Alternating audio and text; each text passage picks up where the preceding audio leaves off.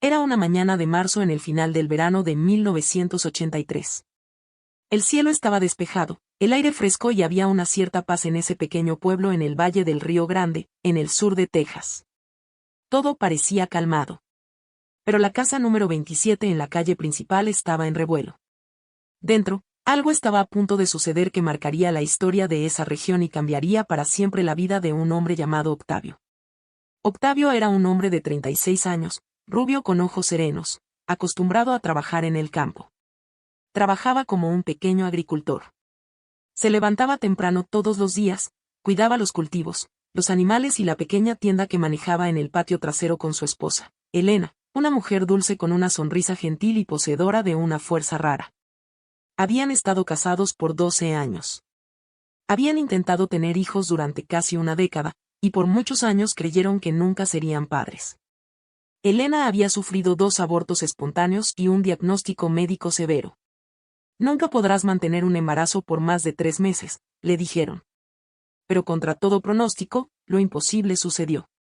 A mediados de 1982, Elena quedó embarazada. Ambos lloraron por horas cuando la prueba dio positivo. Lloraron de miedo, de felicidad, de angustia. Prometieron no contarle a nadie durante los primeros meses. Y así fue. Ella se retiró, dejó de trabajar y se cuidó como nunca antes. Octavio hizo todo lo posible para protegerla. En el 4.º mes de embarazo, una sorpresa. No era un bebé. Eran 2. Y luego en el 5.º mes, otro ultrasonido reveló más. Eran 5. En el 6.º, el examen más completo que hicieron en San Antonio trajo el shock definitivo. Eran 9. Nadie entendía cómo el útero de Elena estaba logrando sostener eso. Los doctores lo llamaron un milagro. Y ella sonreía. Decía que cada una de esas vidas era la recompensa por todos los años de dolor y silencio. El parto fue programado para la semana 34, una cesárea de alto riesgo.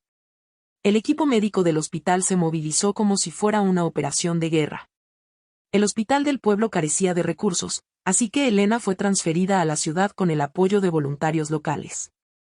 Octavio fue con ella. El pueblo se detuvo a observar. Y el 12 de marzo de 1983 a las 10:47 de la mañana, nació la primera niña, la segunda a las 10:48, la tercera a las 10:49. Y así, una por una, en cuestión de minutos, 9 niñas rubias de ojos azules llegaron al mundo. Cada una pesaba entre 1 kilo y 1.5 kilos. Pequeñas, frágiles, pero vivas. Todo el quirófano lloró. Enfermeras, doctores, incluso el director del hospital. Octavio no podía ni hablar. Se quedó allí mirando esas 9 incubadoras, repitiendo en silencio, esta es mi familia. Todas son mis hijas. Si te está gustando esta historia inspiradora, no olvides suscribirte al canal Historias Blancas para más relatos que tocan el corazón. Pero mientras él descubría el milagro de la paternidad, el destino ya preparaba su golpe. Hacia el final de la cirugía, Elena comenzó a perder mucha sangre. Los doctores lucharon por casi 2 horas. Intentaron transfusiones. Intentaron todo, pero a la 1:12 de la tarde, Elena murió. Octavio fue informado 3 horas después. Estaba sosteniendo la mano de su 9ª hija cuando oyó la frase, Octavio, necesitamos hablar. No necesitó palabras. Lo sintió. Su pecho se apretó. El mundo se silenció. Cayó de rodillas en el pasillo del hospital. No lloró. Solo se quedó allí mirando el piso como esperando que alguien lo despertara de esta pesadilla. La noticia se extendió como pólvora. El pueblo se paralizó. La prensa comenzó a llegar. Viudo con 9 hijas recién nacidas. La historia se difundió en los periódicos y Octavio se quedó. No quería dejar el hospital. Dormía en las sillas de la UCI neonatal. Alternaba las horas de visita, tomaba notas y lloraba en secreto en los pasillos. El día del funeral de Elena, no pudo asistir. Las niñas aún estaban en observación y no soportaba la idea de irse. Su hermano mayor llevó el ataúd. Dicen que al día siguiente, Octavio escribió una carta a su esposa y la colocó dentro de la caja de una de las incubadoras. La carta decía, Elena, me dejaste 9 pedazos de ti. No sé cómo, pero lo lograré, aunque el mundo entero lo dude. Y lo hizo. Poco a poco, las niñas ganaron peso. Una de ellas casi muere a los 12 días, pero sobrevivió. El personal del hospital, conmovido por la historia, comenzó a ayudar. Una de las enfermeras, llamada Rosa, se ofreció a dormir en el hospital por semanas para ayudar a Octavio. Los doctores crearon un horario especial solo para su cuidado. Las donaciones llegaron de todo el país. Biberones, ropa, pañales, dólares. Todo Estados Unidos conoció la historia del padre de las 9 niñas. Pero Octavio no quería fama. Quería estructura. Con las donaciones, renovó la casa. Compró cunas. Organizó un cuarto de niños con el nombre de cada hija en la pared. Y a los 2 meses, las niñas fueron a casa. Todo el pueblo se reunió en la calle para darles la bienvenida. Parecía un desfile. Globos, carteles, niños aplaudiendo. Y allí estaba él, Octavio, solo en el asiento trasero del camión con 9 bebés en brazos. Nadie olvidó esa escena. Pero el verdadero desafío estaba por venir. Después del día en que Octavio llevó a sus hijas a casa, nada fue igual. Ya no era el hombre que cuidaba la pequeña plantación o la tienda en el patio trasero. Ahora todos lo llamaban el padre de las 9 niñas. Así lo decían los vecinos, conocidos, periódicos, incluso los empleados de la oficina de registro. Octavio ya no tenía identidad propia. Era solo ese hombre rubio de ojos tristes que salía de la casa con 9 carriolas a la vez. En los primeros días, apenas dormía. Pasaba las madrugadas cambiando pañales, dando biberones y meciendo a las niñas una por una. Creó un sistema casi militar para no perderse. Numeró los biberones, organizó los horarios en hojas de cálculo hechas a mano y marcó el horario de sueño de cada niña con cinta de colores en la cuna. La hija que lloraba más ganaba una estrella en el tablero de la sala. La que dormía mejor ganaba un corazón. Era su forma de conectar con cada una, incluso en medio de la confusión y el agotamiento absoluto. Sus hijas fueron nombradas con nombres que Octavio y Elena habían elegido. Ana, Laura, Sofía, Clara, Elisa, Julia, Elena, en honor a su madre, Luisa y Blanca. Nombres simples, dulces como las muñecas de madera que él tallaba en sus braques del trabajo para dárselas cuando cumplieran 1 año. Cada nombre estaba escrito a mano en la pared del dormitorio junto a una foto de su madre en el centro, enmarcada con flores secas que Elena amaba recoger. El pueblo, antes solo un punto en el mapa, se convirtió en un hito nacional por esa familia. Reporteros venían de lejos para entrevistar a Octavio, pero él siempre se negaba. Decía que no quería fama ni lástima. Solo necesitaba paz. Quería criar a sus hijas con dignidad, lejos de los reflectores. Algunos entendían, otros no, pero todos lo respetaban. Con el tiempo, Octavio se dio cuenta de que no podía hacerlo todo solo. La rutina era inhumana, así que aceptó ayuda de vecinos y conocidos. Estableció un sistema comunitario en el que cada familia de la calle era responsable de ayudar en un turno. Algunos traían comida, otros ayudaban a bañarlas, otros simplemente se sentaban con él a hablar, y así pasaba el tiempo. La casa de las 9 niñas se convirtió en un símbolo de amor, cooperación y fe. Pero no todo era fiesta. Cuando las niñas cumplieron 1 año, Octavio fue llamado por la trabajadora social. Le dijeron que el Estado no creía que estuviera emocionalmente capaz de criar a 9 niños solo. Hablaron de cuidado temporal, adopciones separadas y mejores oportunidades para cada una. Octavio casi pierde el equilibrio. Son mis hijas. Le hice una promesa a su madre. Nadie las separará. La batalla legal duró meses. Abogados ofrecieron sus servicios gratis. Una petición con más de 5.000 firmas fue presentada al Tribunal de Menores.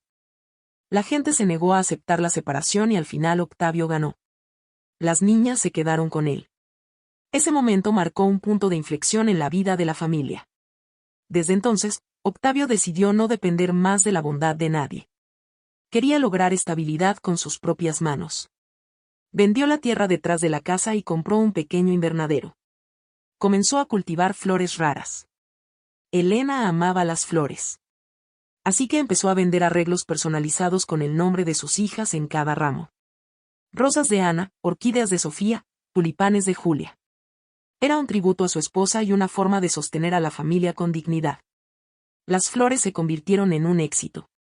En 2 años, Octavio ya tenía clientes regulares en 3 pueblos vecinos. Pero no se detuvo allí. Compró un viejo pick-up, lo adaptó como invernadero móvil y comenzó a viajar los domingos con las niñas a ferias y plazas, vendiendo los ramos y contando discretamente su historia. No para presumir, sino para inspirar. Y lo hicieron. A medida que las niñas crecían, Octavio hizo todo lo posible para que no se perdieran ningún hito. Él era quien peinaba su cabello, cosía sus vestidos, les enseñaba a leer, escribir, armar juguetes, horneaba pasteles y zurcía calcetines. Cuando tenían fiebre, era él quien se quedaba despierto por las noches con un paño húmedo en sus frentes. Cuando lloraban por pesadillas, era él quien se sentaba al lado de la cama, les contaba historias inventadas en el momento y se quedaba allí hasta ver sus ojos cerrados en paz. Pero no siempre era fácil. Hubo momentos de agotamiento total. Momentos en que Octavio lloraba en el baño, temiendo no estar haciendo lo suficiente, temiendo equivocarse, no poder copiar, fallar. Pero nunca las dejó verlo. Para las niñas, su padre era un héroe, y él llevaba ese rol con la fuerza de 1000 hombres. Cuando cumplieron 5 años, cada una recibió un collar con su inicial y una pequeña piedra azul en el centro. Octavio se los dio con una sola frase: son únicas, pero nacieron juntas. Nunca lo olviden. Las niñas comenzaron a mostrar sus personalidades temprano. Ana era más seria, siempre protegiendo a sus hermanas. Laura era extrovertida, hablando por todas. Sofía era la que más se parecía a su madre, callada, observadora, amorosa. Clara era creativa, dibujando todo lo que veía. Elisa era la primera en ofrecerse cuando alguien necesitaba ayuda. Julia era terca y valiente. Elena, la hija nombrada por su madre, tenía una mirada que hacía llorar en silencio a Octavio. Luisa era sensible, llorando incluso por hormigas aplastadas. Y Blanca era pura risa. Las escuelas querían separarlas en clases diferentes. Pero Octavio insistió en que estudiaran juntas. Quería que crecieran unidas, sabiendo que eran más fuertes juntas. Al principio, los maestros estaban aprensivos, pero pronto se dieron cuenta de que había algo especial en su conexión. Era como si se complementaran y de alguna manera lo hacían. Pero había una pregunta que todas evitaban hacer. Papá y mamá. La primera vez que preguntaron tenían 7 años.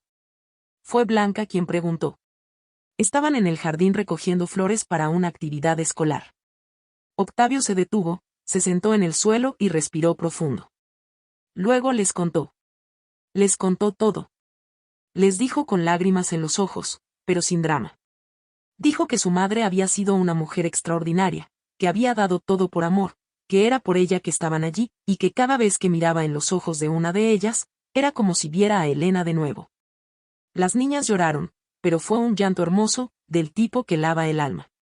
Y ese día, todas fueron al retrato de su madre colgado en su habitación y dejaron flores. Sin que Octavio lo supiera, cada una escribió una cartita y la colocó detrás del marco.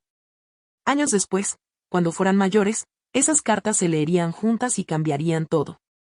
Pero eso lo descubrirán más adelante. El tiempo tiene una forma extraña de pasar cuando vives por amor. Para algunos, los años se sienten como una prisión.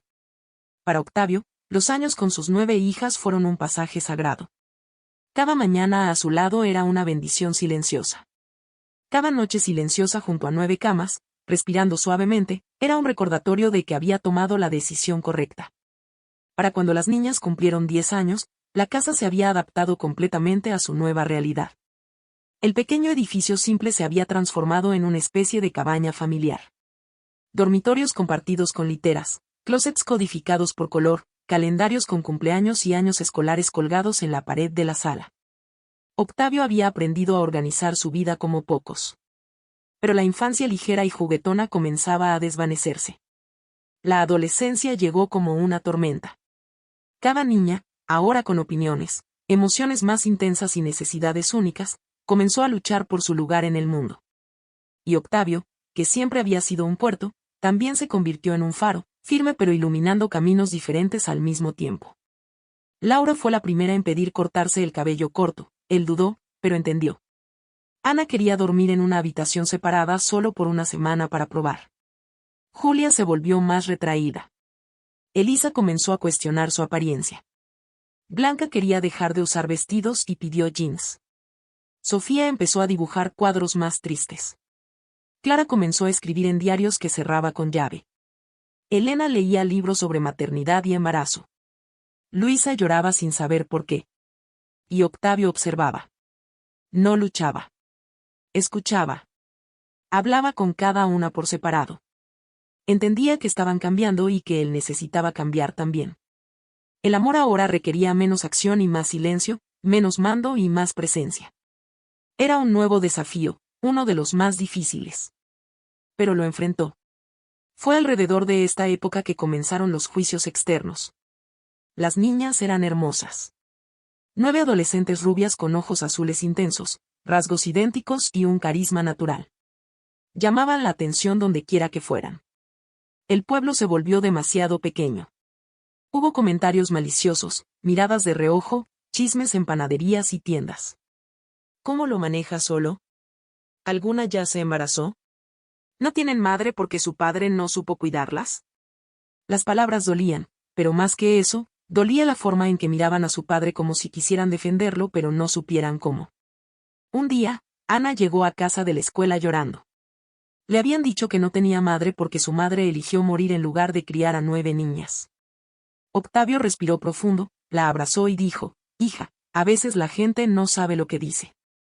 Tu madre dio su vida por ustedes, literalmente, y ese es el amor más grande que existe. Ese mismo día, las llamó a todas a la sala. Por primera vez, les mostró una pequeña caja de madera que había guardado desde su nacimiento.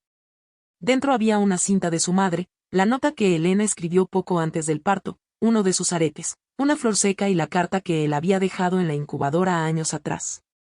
Cuando leyeron la carta de su padre escrita aún en el hospital, todas lloraron. Incluso Ana, que rara vez se emocionaba. Fue en ese momento que entendieron verdaderamente su significado en la vida de ese hombre. Si un día ya no estoy aquí, espero que recuerden lo duro que intenté. Si fallé, fue intentando acertar. Si lloré, fue en silencio. Si amé, fue sin medida. Son lo mejor que me queda. La adolescencia continuó con sus altibajos. Pero había un detalle curioso. Ninguna de las niñas se alejó verdaderamente de su padre. Incluso en momentos de rebelión, protestas, gritos y portazos, siempre regresaban. Siempre se disculpaban. Siempre se sentaban a hablar. El lazo entre ellas era más fuerte que cualquier fase difícil. Pero la casa comenzaba a sentirse demasiado pequeña. Octavio lo notó y sintió un pinchazo. Pronto se irían. Cuando las niñas tenían 16 años, Octavio hizo un gesto que sorprendió a todos. Vendió el invernadero. Sí, el mismo que había sostenido la casa por años.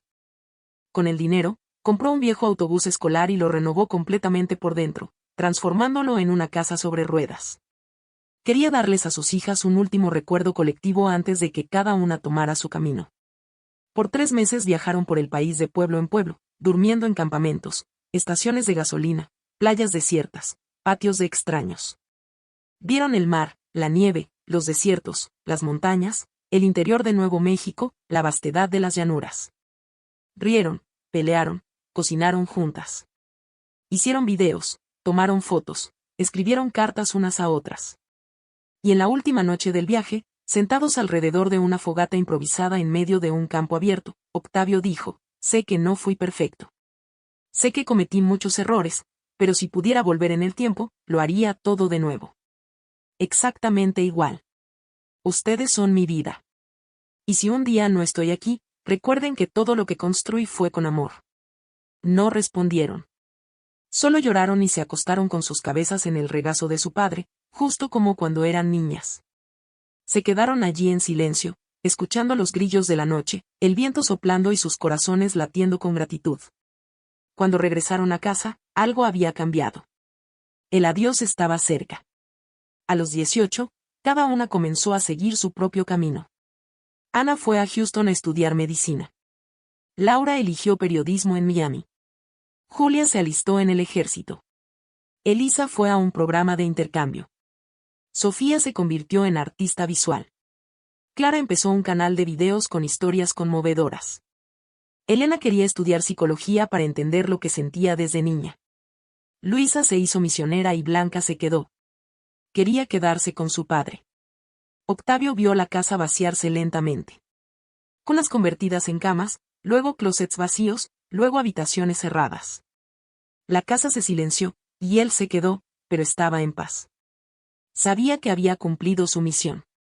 Que a pesar de todos los miedos, dolor y sacrificios, lo había logrado.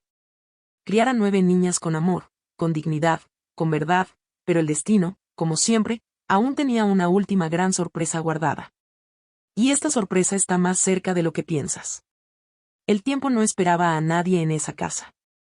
Cuando la hija mayor, Laura, anunció que había sido aceptada en la Universidad Federal para estudiar medicina, la habitación se llenó de alegría y silencio al mismo tiempo.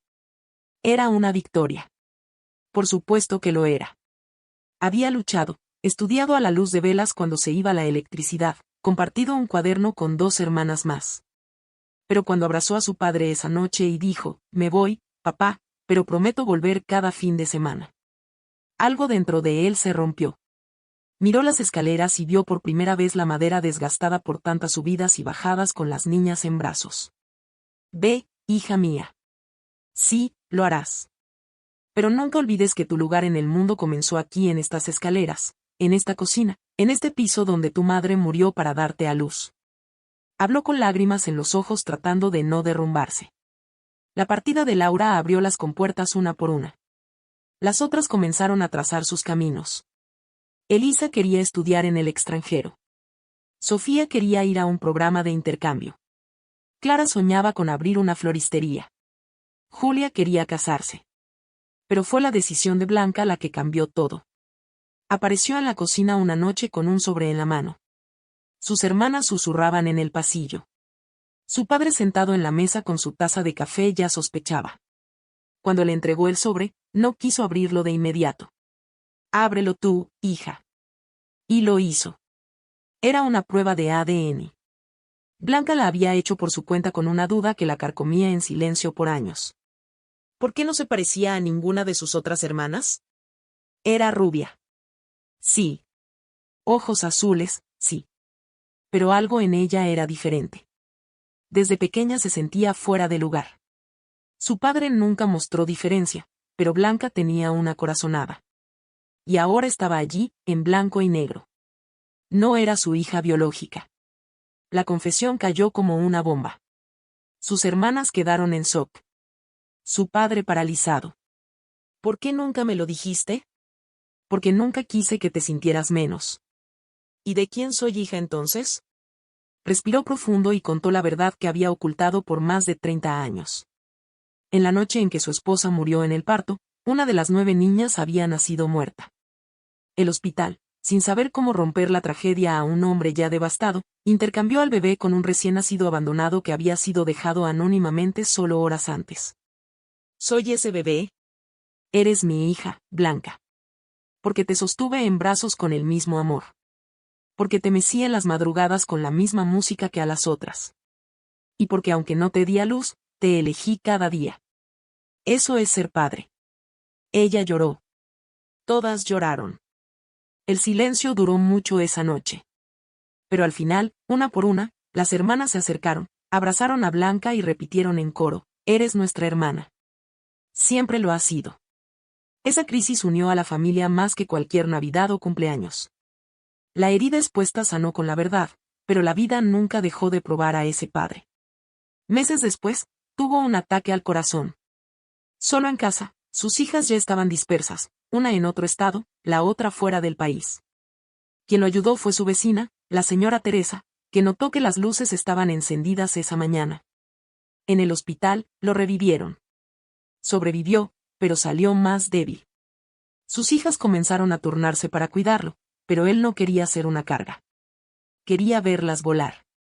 Insistió en que atendieran sus asuntos. Un día, las reunió a todas en la sala e hizo una petición. «Déjenme vivir con una de ustedes. No quiero estar solo más, pero tampoco quiero estorbar a nadie. Hagan lo que crean mejor entre ustedes». Discutieron. Discutieron mucho. Pero al final, decidieron algo que nadie esperaba. Venderían la casa de su infancia y comprarían una nueva donde pudieran vivir todas juntas con él por un tiempo. Sería como un regreso a las raíces, solo con cada una trayendo su propia historia. La decisión fue emocional. Juntas de nuevo, aunque por tiempo limitado, cada una con su fondo, profesión y sueños, pero todas unidas por el amor al padre que renunció a todo para criarlas. Fue en esta nueva casa donde ocurrió el mayor upheaval en la historia de la familia.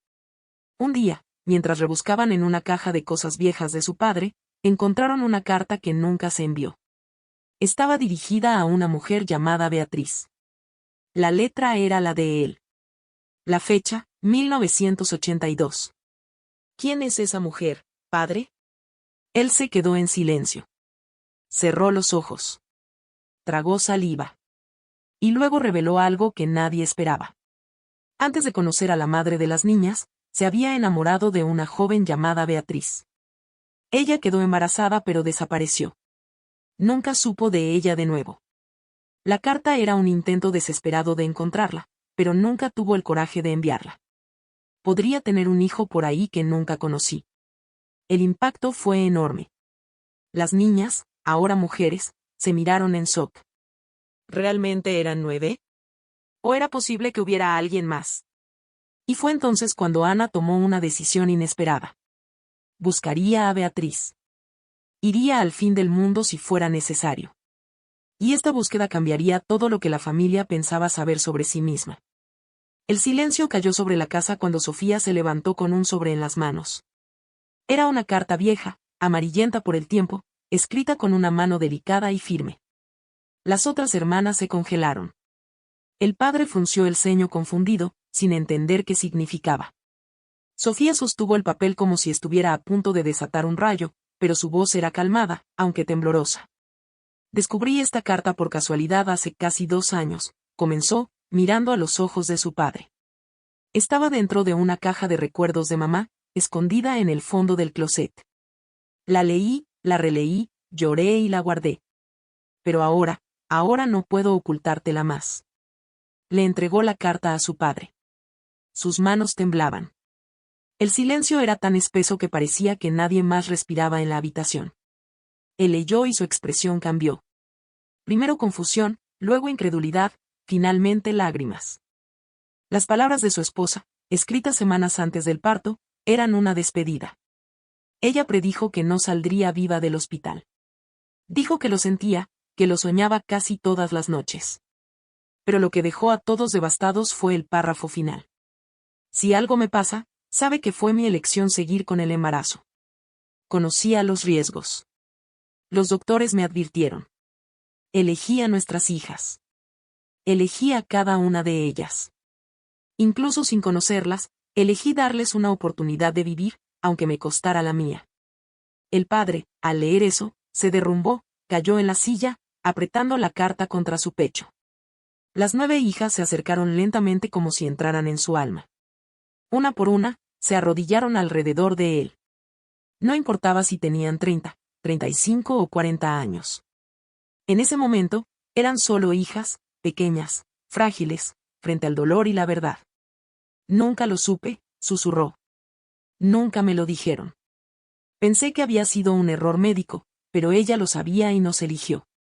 Completó Ana, la segunda hija, ahora doctora, llorando. Era una heroína, dijo Luisa, la séptima. Sofía se secó las lágrimas del rostro. Guardé esta carta porque pensé que dolería, pero me di cuenta de que ocultar la verdad es lo que más nos duele. Ese momento se sintió como si el tiempo se hubiera detenido, como si la historia de 41 años de la familia se hubiera unido en un solo instante. Entendieron allí y entonces por primera vez el motivo de tanto amor, tanto sacrificio. Porque no solo su padre había hecho una elección. Su madre también había elegido. No se había ido por accidente. Había dado su existencia por un propósito. Y ese día, por primera vez, pronunciaron el nombre de su madre en voz alta juntas, como si fuera una oración. Elena. El padre cerró los ojos al escuchar. Y por primera vez en décadas, sonrió a través de sus lágrimas. Gracias, Elena, por dejarme la misión más difícil y hermosa del mundo. Sofía se levantó y abrió una caja que había traído de su habitación. Dentro había 9 vestiditos pequeños. Los vestidos que la madre había cosido durante el embarazo, uno para cada hija, hechos a mano con amor. Los encontré también con la carta. Sabía que no nos vería usarlos, pero aún así los cosió uno por uno. Las hermanas tocaron los vestidos como si tocaran el corazón de su madre. Esa noche, no durmieron. Se sentaron alrededor de su padre, esparciendo fotos, recuerdos, recortes viejos.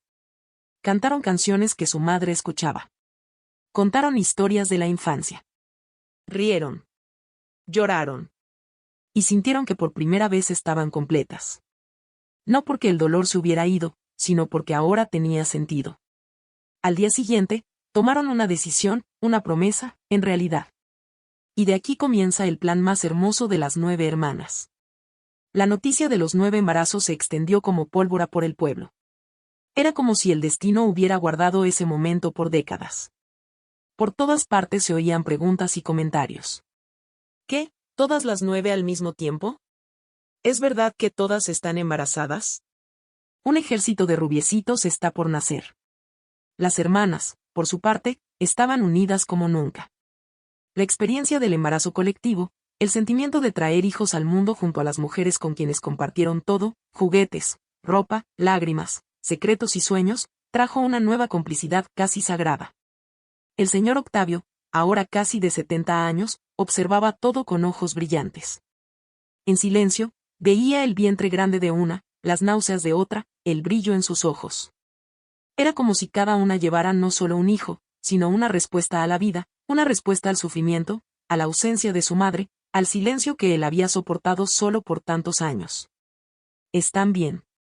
Llegaron hasta aquí, se decía mientras regaba las plantas en el patio trasero, mirando la ropa tendida, escuchando las risas de la cocina. Y fue entonces cuando llegó el momento más simbólico. Las 9 hijas decidieron organizar un almuerzo especial de domingo, como en los viejos tiempos. Todas llegaron temprano a la casa de su padre. La casa se llenó de risas, aromas y vida. Lasaña de Ana, pastel de Sofía, dulces de Julia. Todo estaba allí. Todo era como antes y alrededor de la mesa con el ruido de cubiertos, sillas arrastradas y voces superpuestas. Cayó el silencio. Ana, la segunda mayor, se levantó con un vaso de jugo de uva en la mano. Estaba visiblemente emocionada. Sus hermanas ya sabían lo que haría, pero Octavio no. Papá, comenzó, con voz temblorosa. Pensamos mucho antes de decirte esto, y hoy aquí, tal como siempre hemos sido, decidimos que necesitábamos contártelo. El señor Octavio dejó el tenedor, atento. De adolescentes, nos daba vergüenza agradecerte. Pensábamos que era normal que un padre se convirtiera en madre, cocinero, lavandero, cuidador y protector todo al mismo tiempo. Pero ahora sabemos que fue un milagro. Respiró profundo. Por eso todos nuestros hijos, sin excepción, llevarán el nombre de mamá. Todos ellos. Como una forma de agradecerle a ella y a ti. El viejo no dijo una palabra. Solo lloró. Las lágrimas cayeron pesadas sin pedir permiso mientras sus 9 hijas se acercaban a abrazarlo juntas. Un abrazo de tantos recuerdos, tantos silencios sanados, tanto dolor ahora reconvertido en amor. La semana siguiente, comenzaron los partos, uno tras otro, algunos en hospitales diferentes, otros en el mismo. Una rotación de tías, madrinas y hermanas cuidándose unas a otras. Fueron noches largas de anticipación, miedo y euforia. Pero al final, nacieron los nietos. 9 nietos, 6 niñas, 3 niños, todos rubios, con los ojos que se fueron con su madre en 1983. Algunos con ojos azules, otros con ojos miel más claros, todos sanos, todos con el nombre Elena como parte de su registro. Un tributo a la mujer que dio a luz a 9 vidas y se fue sin conocer ninguna. La casa de Octavio estaba ruidosa de nuevo. Biberones, juguetes dispersos, llantos en la madrugada, olor a talco y pañales. Pero él no se quejaba. Al contrario. Cada día, se esforzaba por sentarse en la hamaca y mecer a cada nieto en brazos, cantando las mismas canciones que les cantó a sus hijas. Parecía el final perfecto. Pero como siempre, la vida gusta guardar una última sorpresa. Y esta nadie, ni siquiera Octavio, podía haberla imaginado. Después del nacimiento de sus 9 nietos, la casa del señor Octavio se convirtió en el centro de alegría y esperanza de la familia. Las risas de los niños resonaban en los pasillos, rompiendo el silencio que había dominado por tantos años. Era una celebración de la vida, del amor que nunca se desvaneció. Pero en medio de esta felicidad, algo aún guardaba un secreto. Una tarde, mientras limpiaban el ático, Ana encontró una caja vieja, cerrada y polvorienta. Curiosa, llamó a sus hermanas para ayudarla a abrirla. Dentro, entre fotos y cartas, había un sobresellado con su nombre escrito en una mano temblorosa. Dudó pero lo abrió. Era una carta de su madre, Elena, dirigida a Octavio. En las páginas amarillentas por el tiempo, Elena contaba una historia nunca revelada. Antes de descubrir que estaba embarazada de 9 niñas, había perdido un bebé, un niño, en un aborto espontáneo temprano. Esta pérdida la afectó profundamente. Pero lo que choqueó a la familia fue lo que vino después. Elena reveló que al mismo tiempo tuvo que tomar una decisión imposible: donar parte de sus órganos para salvar la vida de una mujer cercana que estaba en coma en riesgo de muerte. No dijo quién era esta mujer, solo que era alguien muy especial y que esperaba que un día la verdad saliera. El padre, conmovido, releyó la carta. Sintiendo el peso de una mujer que siempre puso el amor por encima de todo, incluso de sí misma, la familia decidió buscar respuestas. ¿Quién era esta mujer? ¿Cuál era su historia? Y fue en un pequeño pueblo en el campo que descubrieron la conexión. La mujer que recibió el trasplante era una tía distante del padre que había estado desaparecida por años.